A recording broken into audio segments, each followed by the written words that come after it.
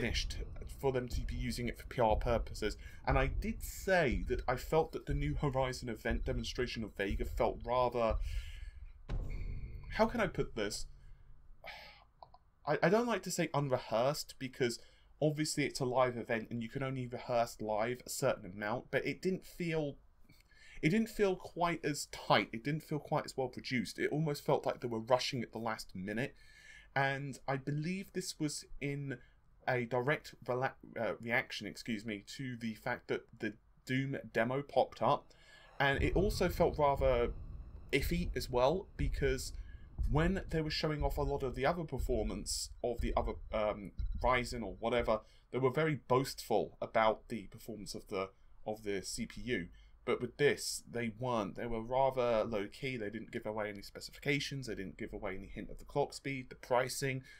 And I personally believe that they were not intending to show off Vega. So that also kind of reinforces on this that, yeah, that's a possibility. Anyway, let me get on to the bloody point, damn it.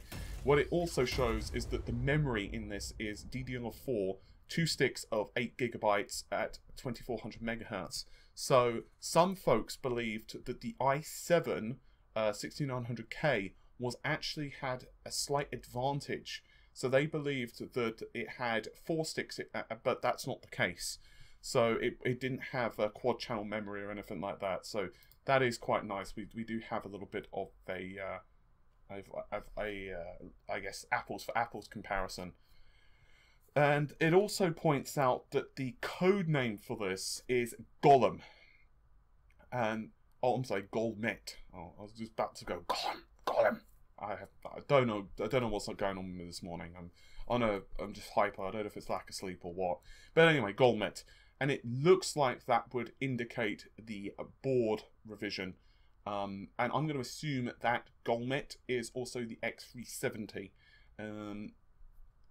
I don't know. I mean, whether that's going to be the working name, whether that's the PR name, whether that's the, theory name, I don't know. But I guess Golmet is. And it's also SUR. So that's also quite interesting. Anywho, let's continue, shall we? Now, I want to amalgamate a couple of points, actually. And one of them is a Chinese website / a store. Now, according to Yujon, I won't give his second name for obvious reasons, he believes it's an official shop from AMD. It's not, and I quote, a third-party retailer. And I'll read out his quote verbatim. He says, it's all Chinese, but basically it says, let's talk about Ryzen CPU's performance and what they are expecting from Ryzen, and scan the QR code and leave the comments. It will be a giveaway announcement from 2016 12/18 to 2017 1/18. So in other words, that would be January the 1st, January the 18th this competition ends, and the most thumbs up comment will get a brand new Ryzen CPU for free. The point is the date of the announcement is 1/18, which I think the 8-core Ryzen will be sold on the market. That's his opinion at the end of it. Now, what that probably indicates is that we're going to start getting some very good understanding of when the processor is going to be released. And indeed, there is also on the shop that on the official shop, not only is the Ryzen, but they also give away a lot of keyboards and headsets, and what's interesting is 500 yuan and 1000 yuan cash coupon for Ryzen. It means it's not cheap. 500 yuan is like $75 US, whereas 1000 is about 150 US. Now, continuing that, there are a couple of other individuals. This was also popped up on Reddit, by the way, a couple of hours ago, and it's very much the same. Now, that doesn't mean that we're going to get the release on that date. It's possible / probable that it's either going to be a paper launch or the competition will end and then multiple weeks later, 2 to 3 weeks later, the processor will be launched. Now, do remember, CES 2017 is most likely the candidate of the tell-all from AMD. Now, what I mean by that is CES 2017 is like happening in the first week, basically, of January. It obviously takes place over a couple of days, so I'm just going to call it the first week. And so I assume at some point Lisa Su or someone else from AMD is going to go on stage and say the processor is going to be released at X. And she has been rather forceful on the fact that it is going to happen on, I don't know, the first quarter-ish. So if this is accurate, it would at the very least appear that it's going to take place in the first quarter quite early. Now, this probably means we're going to be looking at a paper launch. So we're either going to be looking at very limited samples, and I do mean super limited, like, you know, you might get a couple of leaked reviews-ish happening very early January / maybe coming into very early, late January to early February. And I don't know what the release date is going to be, but it's quite interesting nevertheless. Assuming all of that is accurate, of course, which it appears like it's pretty genuine, but obviously at the end of the day I don't live in those locations, so I can only make a report. But, yeah, hopefully you found it kind of interesting. Now, what's my take on all of this? Well, it's going to be an interesting couple of weeks. Let's just put it that way. So, but for now, I'm going to let you all go. Take care of yourselves, normal stuff, like, share, subscribe, all of that stuff. We are putting together a couple of bits and pieces right now. Amy is working on a keyboard review. I am going to be starting out the Nintendo Switch analysis because a couple of folks have messaged me regarding that, and also I put out a straw poll and it won quite handily. So I'll be doing that, and then I'll probably be putting out the Scorpio. I guess all you know about Scorpio over the next couple of days after that, and also a couple of reviews as well, hardware reviews that is, just to clarify.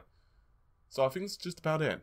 That's a small update. So take care of yourselves. Bye for now. Rise again.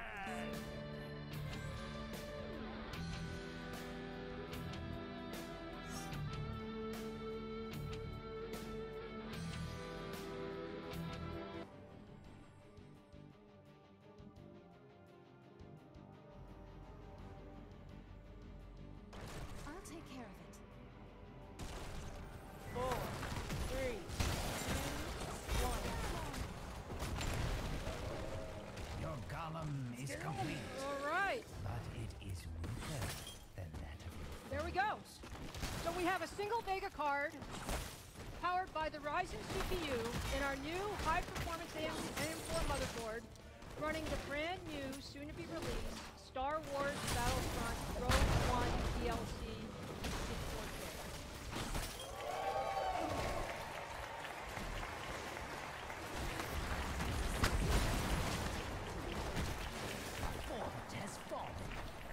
Look at that, Renee, you're pretty good at this. Oh, yes. And guys, you can see, this looks absolutely amazing. We are running at greater than 60 frames per second. Faster than the refresh rate of this video. The golem is Look good or what?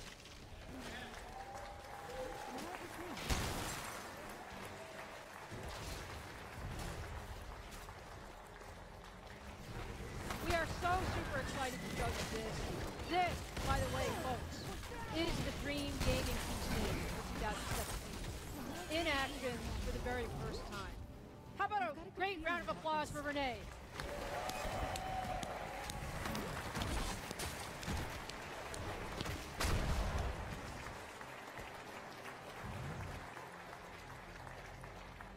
Alright guys, look, it's truly an incredible time for PC gaming.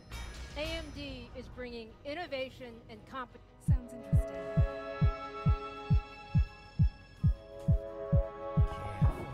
You've lost a fort. Time is of the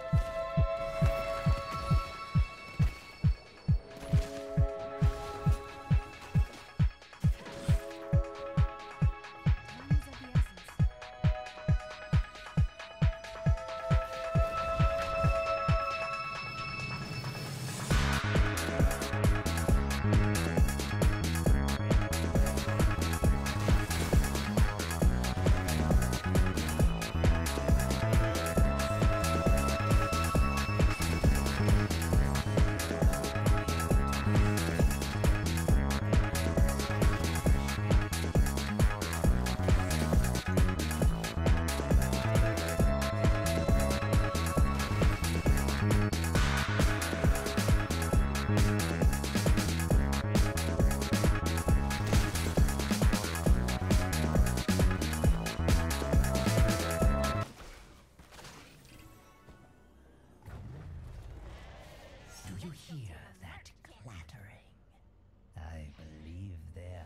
Okay, we've got a lot to talk about today, especially if you're a fan of AMD. And even if you're not, what we're going to talk about today is going to affect everybody, so you should probably listen.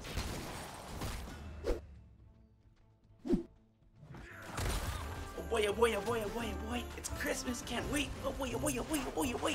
Guys, he came, he came. Let's see how you like this. What time is it? Guys, I got a fractal design Kelvin S36. Oh no, it is like way too early for this. I'll get the coffee. Okay. Jeepers, a custom build by Jay's 2 cents inside a fractal design Defy Nano S. I love the holidays. Golly, a fractal design Core 500. Yep. Guys, look, LAN party for days. This is what makes it all worth it. This season, spoil the ones you love with the gift of awesomeness. Happy holidays from Fractal Design.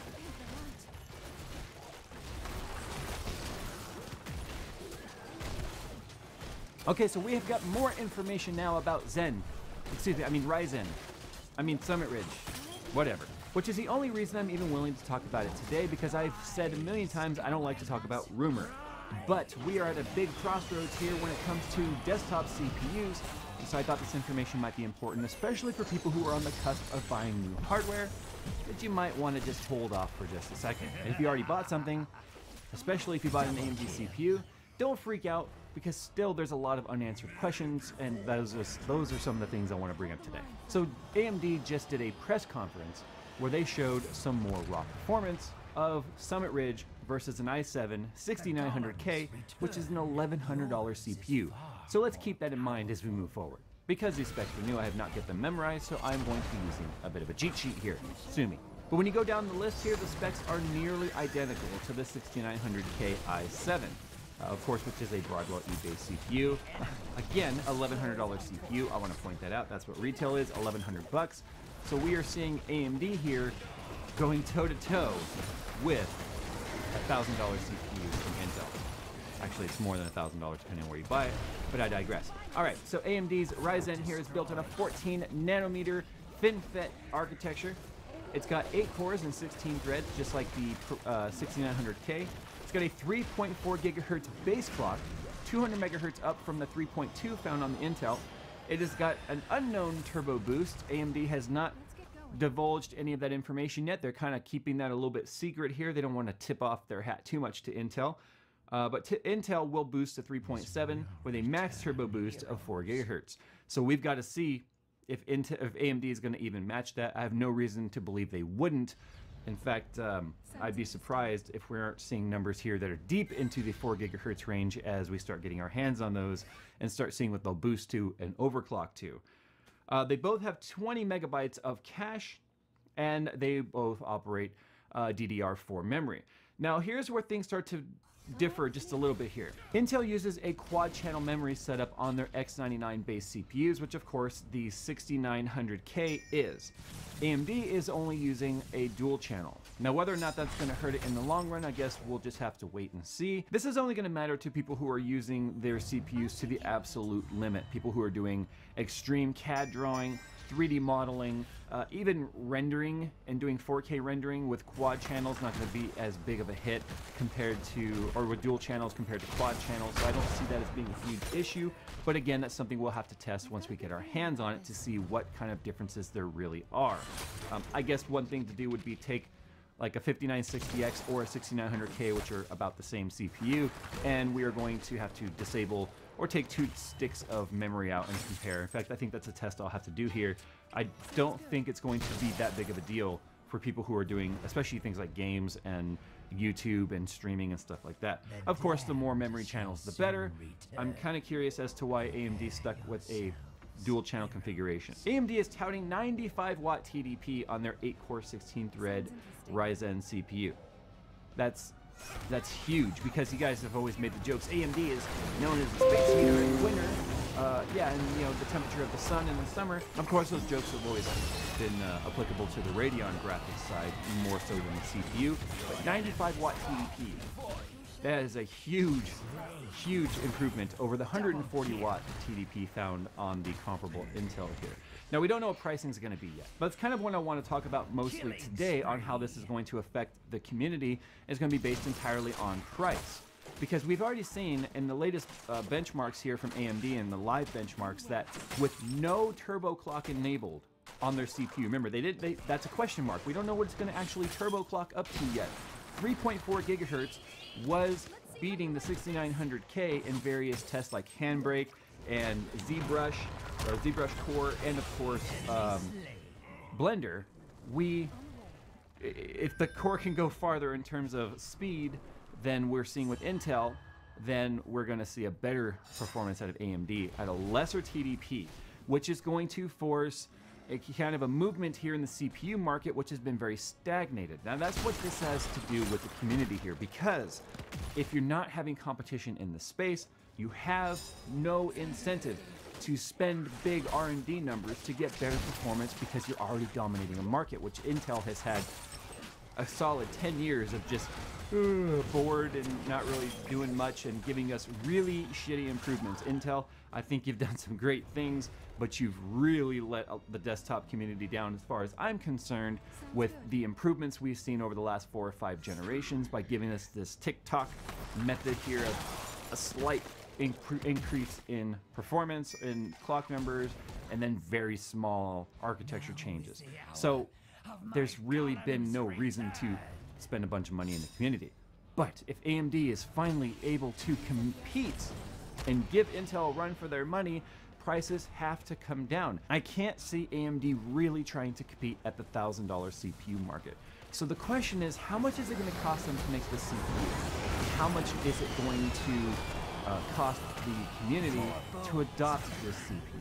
Because I don't see a lot of AMD fans who really based their entire love for AMD being based on performance per dollar running out and spending $1,000 on a CPU. I don't see them running out and spending $750 on a CPU. In fact, if you guys remember when the AMD 9590 first came out, they tried a ridiculous $1,000 price tag on that because it was actually achieving 5 gigahertz. Yeah, the community pretty much laughed at that. And what do they cost today? $199. Yeah, I mean, look how far that's come down. It's an 80% price drop because the community did not adopt it. Then again, the performance really wasn't there either. But the performance is there now. What's the price going to be? Because if they come out with something like Swing, let's just say 500 bucks, okay? That's still a lot for an AMD CPU, and that's a lot for the community to really gamble with a company that has really kind of lost its way over and gone through high CEO turnover and just really has not been there for the extreme performance market. So that's a big gamble right now. If you jump on Team AMD's bandwagon moving forward, is what is the upgrade path going to be? Unfortunately, if you've adopted AM3 recently, you cannot adopt this CPU because AM4 is the new platform moving forward.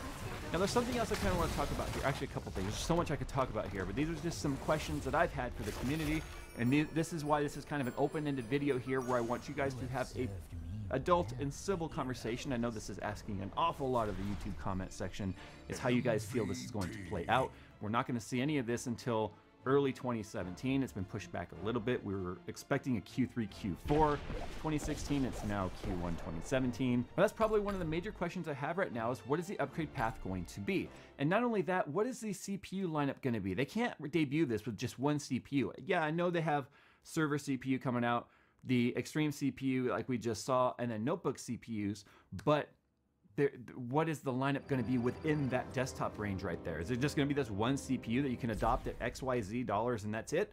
Or are they going